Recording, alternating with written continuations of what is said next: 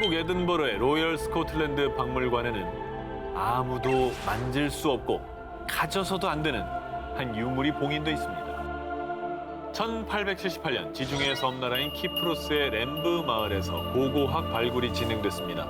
그런데 고 무덤 속에서 고대 석회암 조각상이 발견됐는데요. 사람들은 이 조각상이 다산의 여신을 상징한다고 생각했습니다.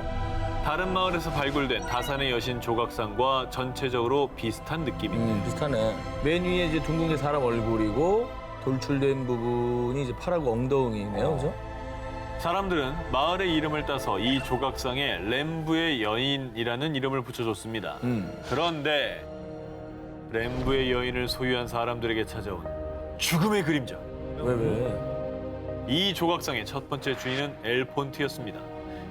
이 램브의 여인을 집으로 가져오고 얼마 뒤 엘폰트 가족 7명 모두 원인 모를 이유로 사망. 전부요? 전부. 와. 두 번째 주인 아이보르 마누지와 세 번째 주인인 톰슨 노엘의 가족 역시 램브의 여인을 집으로 가져온 뒤 일가족이 사망하는 끔찍한 변을 당하고 맙니다. 이상하다. 혹시 그 무덤 속에서 이제 꺼냈잖아요. 그죠. 그 원혼이 좀 깃들어 있는 게 아니에요. 조각상의 네 번째 주인이 된 알렌 비버브루크. 고대 유물 애호가였던 그는 램브의 여인에 얽힌 미스테리한 사건들을 대수롭지 않게 여겼는데요. 그러나 램브의 여인을 집에 들인 뒤 알렌 비버브루크도 결국 아내 그리고 두 딸과 함께 사망. 아, 어떻게 다 죽이냐. 이 정도면 무덤에 져준 것 같아요. 그런데 이때 그의 두 아들은 겨우 죽음의 그림자를 피했는데요. 도무지 무서워서 집에 둘 수 없었어요. 제발 이 조각상을 가져가 주세요. 그들은 불행을 불러오는 램브의 여인을 로열 스코틀랜드 박물관에 기증합니다. 하지만 얼마 뒤 박물관 직원 또한 갑작스레 사고로 사망하자 와, 램브의 여인을 박물관 내에 아무도 모르게 그 누구도 모르는 곳에 철저히 봉인해뒀다고 합니다. 내가 그러잖아요. 무덤을 침범한 자에게 저주를 내리고. 그죠? 그 저주가 또 퍼지듯이. 일단 뭐 멘트는 하긴 하는데 시선은 계속 주의를. 1989년 멕시코 여행을 하던 미국인 대학생 마크 킬로이가 실종 한 달 만에 사망한 채 발견됐는데요. 아이고. 그런데 사체의 상태는 너무나도 충격적이었습니다. 사지가 절단됐고 심지어는 뇌의 일부도 사라진 건데요. 뭐야? 엽기적이네. 그런데 얼마 뒤 잔혹한 살인마가 검거됐습니다. 자, 잔혹한 살인마의 정체는 어둠의 컬트 조직을 이끄는 아돌포 콘스탄조. 그가 이렇게 끔찍한 일을 저지른 이유. 마약상을 보호하기 위해서 의식을 지르는 겁니다.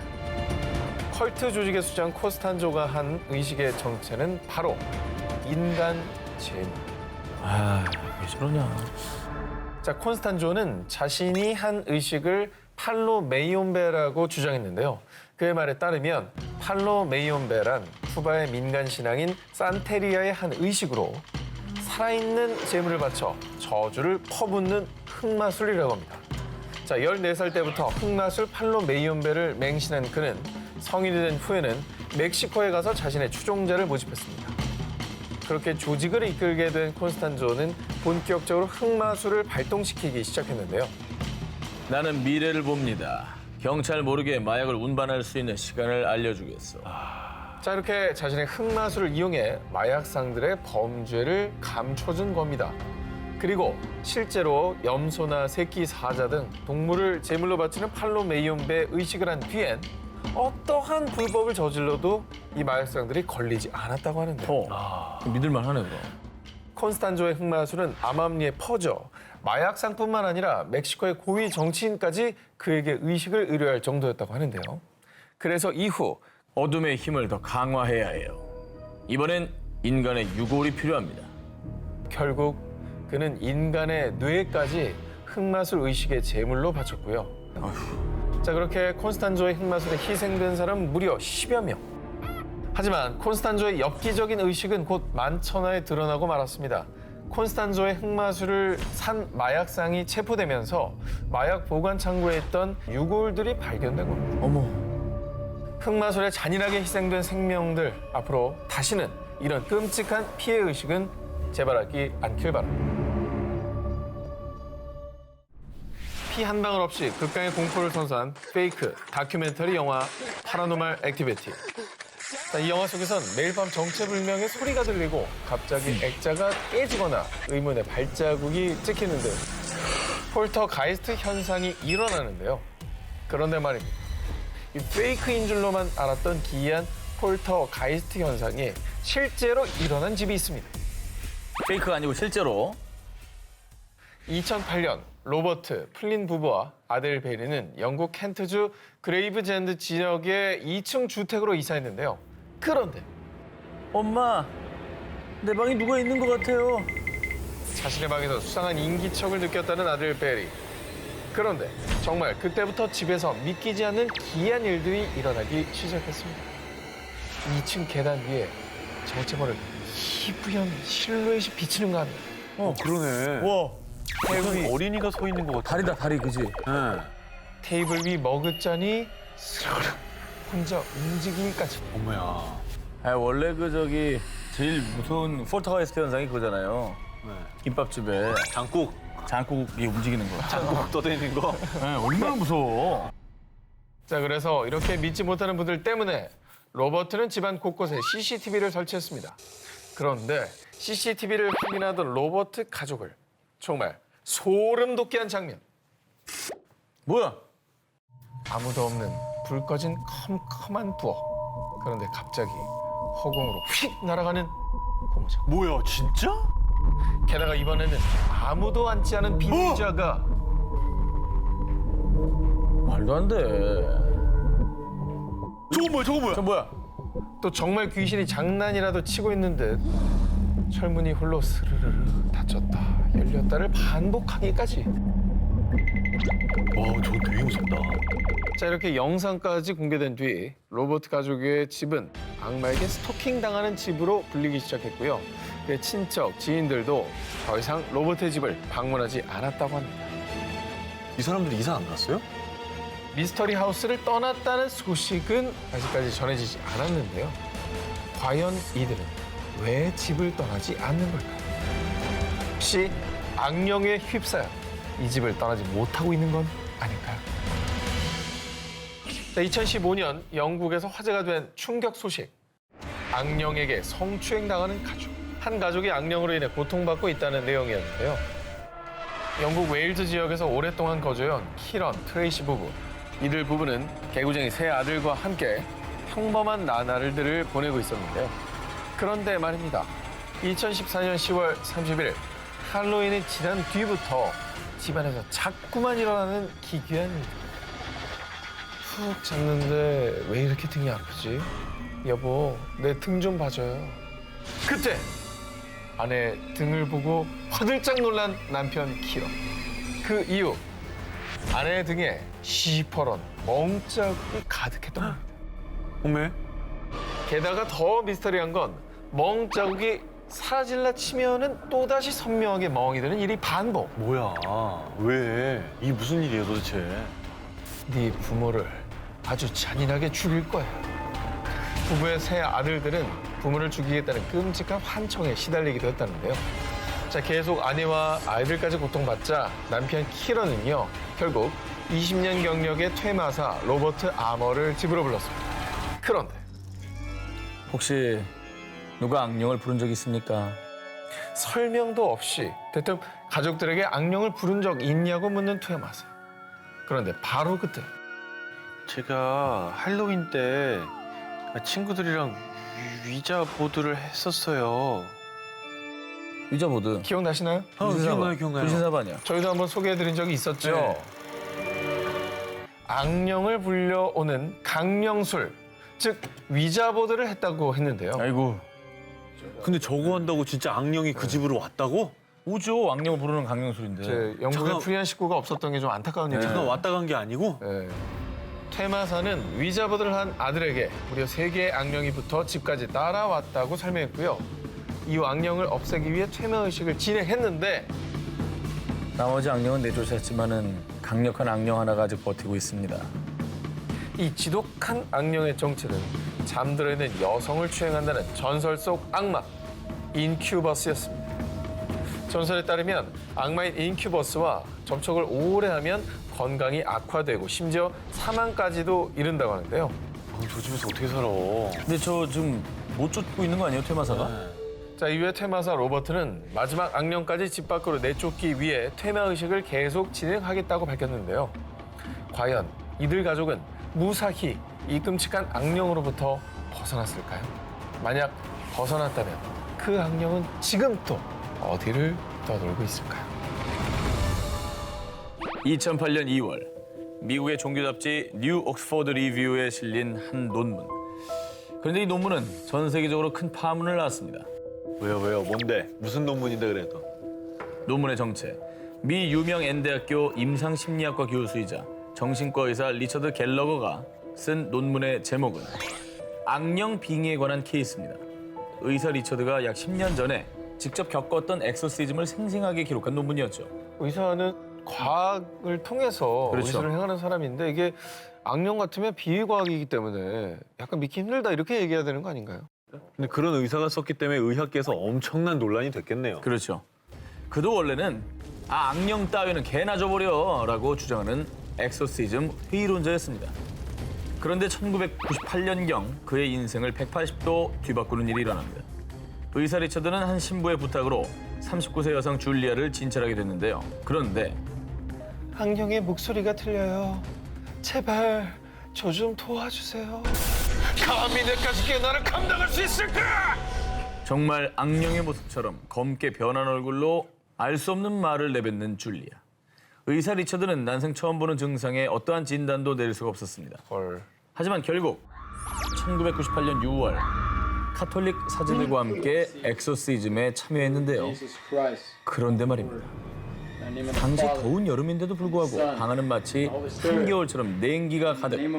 심지어 그녀는 한 번도 배운 적이 없는 라틴어와 스페인어를 미친 듯이 말하기도 했고요. 소름이다. 어떻게 알아?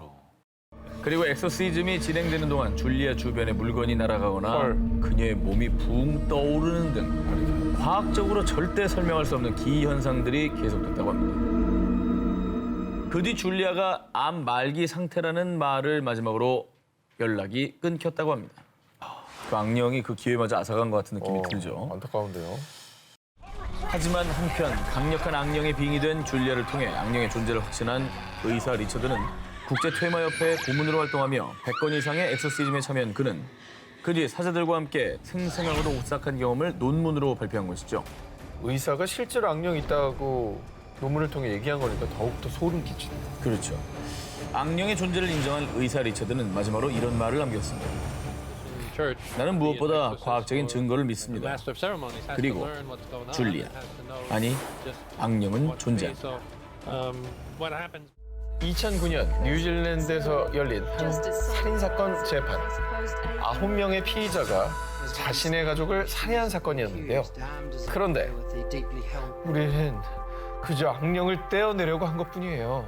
이게 다 그 사자상 때문이라고요. 사자상을 왜 집에 가지고 있는 거야? 2007년 2월 뉴질랜드의 한 마을. 외할아버지 집에서 외삼촌, 이모들과 함께 살던 22살 여성 자넷 모세스는요. 가족들과 함께 외출을 마치고 함께 집으로 향하고 있었는데요. 그런데 바로 그때 자넷의 눈에 띈 무언가. 한 술집 앞에 놓여있던 낡은 사자 석상이었습니다. 저기 술집 앞에 있어요. 저거 남의 거 같은데 그걸 왜 가져와? 그러게. 누가 봐도 오래되고 볼품 없었는데요. 그런데 와우, 이 사자상 우리 집 정원에 두면 너무 멋질 것 같지 않아요? 자, 마치 뭔가에 홀리기라도 한 듯 볼품없는 사자상을 집으로 가져가겠다고 우긴 자넷. 가족들은 의아했지만 결국 함께 사자상을 집으로 옮겼습니다. 누구 건지도 모르고 왜 가져와? 그럼 어떤 사연인 줄 알고. 그런데 말입니다. 사자상을 집으로 들인 뒤 자넷은 이 유물을 피로감을 계속 느끼더니 갑자기 의식을 잃고 쓰러지기까지 했습니다. 깜짝 놀란 가족들은 자넷을 데리고 무려 4시간 동안 자넷의 눈과 입에 물을 들이부었고요. 어머. 결국 그렇게 자넷은 질식사로 숨을 거두게 된 거였습니다. 아니 가족들도 이상한데 왜 물을 부어? 4시간이나? 결국 자넷에 쓰인 악령을 내쫓기 위해 테마 의식을 감행한 가족은 결국 법의 심판을 받게 되는데요. 근데 정말 사자상 때문일까요? 그 사자상은 아직도 그 자리에 있나요? 정원에? 가족들이 제자리에 갖다 놓은 사자상은요, 감쪽같이 사라져버렸다고 하는데요. 정말 그 동상을 함부로 가져와 온 가족이 불행의 덫에 걸린 걸까요? 그리고 이 죽음이 들어오진 사자상은 대체 어디로 사라진 걸까요? 지금으로부터 30여 년 전 우리나라의 한 영화 촬영장에서 벌어진 일입니다. 우리나라야. 바로 1985년에 개봉한 공포 영화 목 없는 여살인마인데요. 영화 촬영 장소 섭외를 위해 경기도 청평의 한 별장을 방문한 김영한 감독. 음산한 외경에 미로 같은 내부. 그는 이 별장을 보자마자 단번에 마음에 들었죠. 그렇게 이 별장에서 시작된 공포 영화 촬영. 하지만 이때까지만 해도 아무도 몰랐습니다. 이곳에서 어떤 일이 벌어질지를 말이죠. 김영한 감독이 직접 밝힌 미스터리한 사건들. 먼저 이 영화의 첫 장면에 등장하는 고양이에서 시작됩니다. 주인공의 혼이 깃든 만큼 중요한 역할인 고양이. 그런데 촬영을 위해 고양이를 찾으러 간 조 감독은 그만 깜짝 놀라고 마는데요. 그 이유는 조금 전까지만 해도 멀쩡했던 고양이가 피를 토한 채 죽어있던 겁니다. 그것도 한 마리가 아닌 무려 200여 마리의 고양이들이 말이죠. 갑자기? 갑자기 200마리가? 200마리가. 원인 모를 고양이들의 떼죽음. 결국 그날 밤 조 감독은 촬영을 위해 급하게 고양이를 구하러 갔는데요. 그런데 그때 조 감독이 낸 교통사고로 한 명은 사망, 한 명은 중경상. 고양이도 죽고 사람도. 와, 무섭다. 그런데 미스터리한 일은 여기서 끝이 아닙니다. 촬영하던 도중 안전장치로 설치해놓은 피아노 줄이 갑자기 끊어지면서 촬영 중이던 배우가 의식불명에 빠지기까지. 어머. 헐. 이 정도면 심한 사고가 계속 일어나네. 그렇게 간신히 겨우겨우 영화 촬영을 끝마친 김영한 감독. 마지막 촬영 날 그간 신세를 진 청평 별장 주인에게 인사를 건넸는데요. 그런데 촬영 다 했어요? 괜히 불편할까 봐 말 안 했는데 끝까지 촬영한 팀은 처음이에요. 무슨 일 없었죠? 아니 그러니까 다들 하나 와서 도망갔다는 얘기죠. 도망갔다. 네. 어, 야, 무섭다. 그리고 별장에서 벌어진 미스터리한 사건의 결정타. 아니 이 여자가 왜 여기에 있지? 바로 영화의 한 장면 속에서 1분가량 정체불명인 여성의 모습이 찍힌 겁니다. 어디?